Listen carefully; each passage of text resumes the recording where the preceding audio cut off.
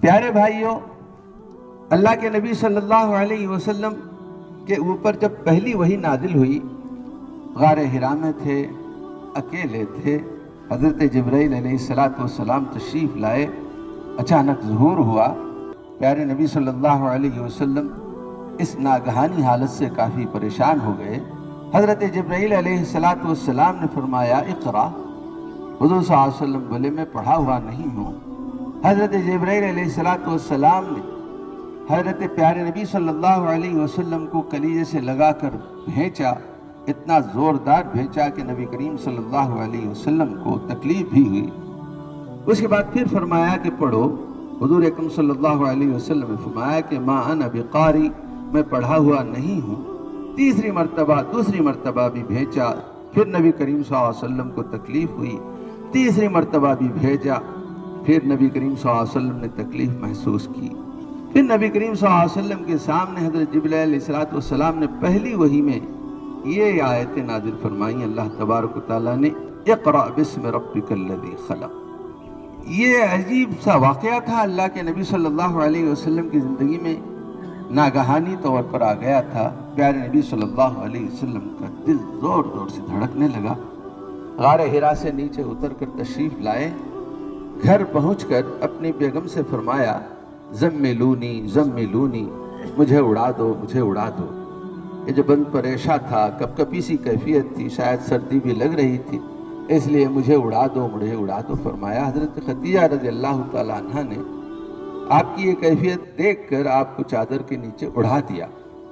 پھر یہ ہوا تھوڑی دیر کے بعد اعصاب پر تھوڑا سا سکون ہوا نبی اکرم صلی اللہ علیہ وسلم کے، تب صورتحال حضرت خدیجہ رضی اللہ تعالیٰ عنہا سے بیان فرمائی پیارے نبی نے کہ ایسا ہوا آج۔ میں کئی دنوں سے غار حرا میں جاتا ہوں، کبھی ایسا نہیں ہوا، آج ایسا ہو گیا۔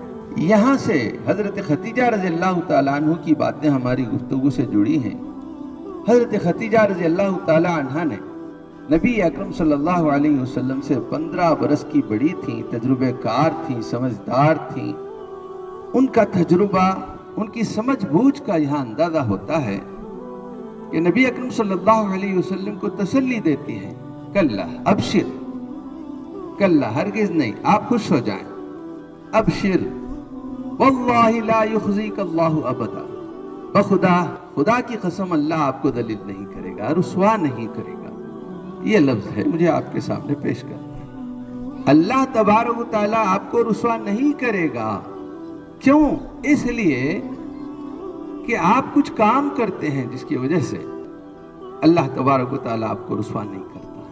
یہاں رسوائی کی بات کیا تھی؟ نبی کریم صلی اللہ علیہ وسلم کی کچھ رسوائی نہیں ہوئی تھی۔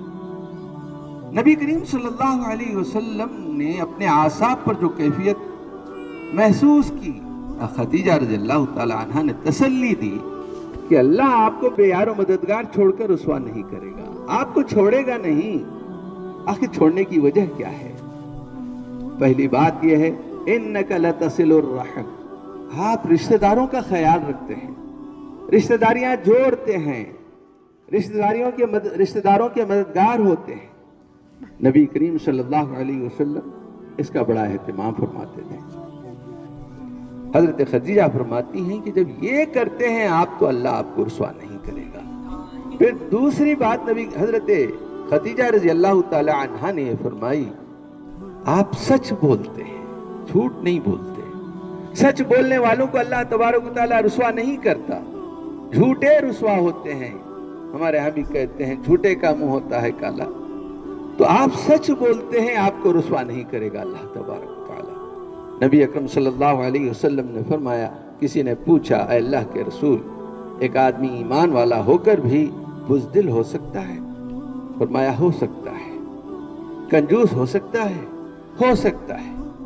پھر آپ نے فرمایا جھوٹا ہو، پوچھا گیا آپ سے کیا کہ مومن جھوٹا ہو سکتا ہے؟ نبی کریم صلی اللہ علیہ وسلم نے فرمایا کہ جھوٹا نہیں ہو سکتا۔ کچھ کمزوریاں مومن میں آ سکتی ہیں لیکن جھوٹ وہ نہیں بولے گا، یہ چیز آپ کی صفت ہے، اللہ تبارک و تعالیٰ آپ کو رسوا نہیں کرے گا۔ تیسری بات حضرت خدیجہ رضی اللہ تعالی عنہ نے فرمایا وَتَحْمِلُ الْكَلِّ، بوجھ اٹھا لیتے ہیں لوگوں کا، لوگ مختلف قسم کی تکلیفوں میں جوجھ رہے ہیں، آپ جا کے وہ وزن اپنے سر لے لیتے ہیں اور ان کا بوجھ ہلکا کرتے ہیں۔ وَتَكْسِبُ الْمَعْدُومِ، ایک اور بات حضرت خدیجہ نے فرمائی کہ اللہ آپ کو رسوا نہیں کرے گا۔ وَتَكْسِبُ الْمَعْدُومِ، معدوم کہتے ہیں نادار لوگ، نادار لوگوں کے لیے آپ کمائی کرتے ہیں، کماتے ہیں، اپنے لیے کچھ بچا ہوا دیتے ہیں نہیں۔ اللہ کے رسول صلی اللہ علیہ وسلم ان کی خاطر کمائی کیا کرتے تھے۔ وَتَكْسِبُ الْمَعْدُومِ، نادار کے لیے آپ کسب کرتے ہیں، تجارت کرتے ہیں تو آپ کا ایک مقصد ہوتا ہے کہ میں غریبوں کی مدد کروں۔ وَتَكْسِبُ الْمَعْدُومِ۔ پھر نبی کریم حضرت خدیجہ رضی اللہ تعالی عنہ نے پیارے نبی صلی اللہ علیہ وسلم کے اخلاق میں سے ایک اور صفت بیان فرمائی، وَتُعِينُ عَلَى نَوَائِبِ الْحَقِّ، نوائب حادثات، مصیبتیں جو انسانوں پہ آتی ہیں اس میں آپ ان کے مددگار ہوتے ہیں۔ ان حالات میں اللہ تبارک و تعالیٰ آپ کو رسوا نہیں کرے گا۔ پھر ایک صفت آپ نے بیان فرمائی حضرت خدیجہ نے، وَتَقْرِي الضَّيْفِ، آپ مہمانوں کی میزبانی کرتے ہیں، مہمان آپ کے پاس آ کر ذلیل ہو کر نہیں جاتے، بڑی خوشی سے آپ میزبانی کرتے ہیں۔ یہ کچھ صفات بیان فرما کر حضرت خدیجہ نے فرمایا کہ آپ کی رسوائی نہیں ہو سکتی۔ آج امت مسلمہ کا میں سمجھتا ہوں زمین کے اوپر جو مسئلہ ہے وہ یہ ہے کہ انسانوں کے کام آنے کا معاملہ جو ہے وہ مسلمانوں سے رہ گیا ہے، یہ سب کسی غیر قوموں میں چلی گئی۔ یہ صفات ہمیں اپنے اندر پیدا کرنا ہے اگر زمین کے اوپر ہمیں سرخرو ہونا ہے، سر بلند ہونا ہے۔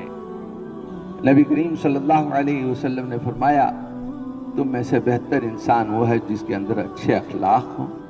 تو میرے پیارے بھائیوں، یہ جو صفات آپ نے سنے، پہلی بات صلہ رحمی، ہمیں اپنے خاندانوں میں پیار و محبت کا ماحول پیدا کرنے کی ضرورت ہے، خاندان کے غریبوں کی دستگیری کرنے کی ضرورت ہے، ہمیشہ سچ بولنے کی ضرورت ہے۔ ایسی جو صفات نبی کریم صلی اللہ علیہ وسلم کے بیان کیے گئے، وَتَكْسِبُ الْمَعْدُومِ، ہمیں اپنی کمائی کا ایک حصہ غریبوں کے لیے ہو۔ کمائی سے پہلے یہ مقصد ہو کہ اس میں سے کچھ حصہ ہم غریبوں کے لیے نکالیں گے۔ پھر مصیبتوں پر انسانوں کے کام آنا، یہ جو معاملہ ہے، یہ جو صفات ہیں نبی اکرم صلی اللہ علیہ وسلم کے، ان کو پیش نظر رکھ کر حضرت خدیجہ نے فرمایا کہ واللہ، خدا کی قسم، آپ ذلیل نہیں ہوں گے، رسوا نہیں، کہ اللہ آپ کو نہیں چھوڑے گا، بے یار و مددگار نہیں چھوڑے گا، وہ آپ کے ہمراہ ہے۔ پھر آپ اتنے گھبرا سے کیوں گئے؟ تو عزیزان گرامی، یہ ہماری خصوصیت ہونا چاہیے۔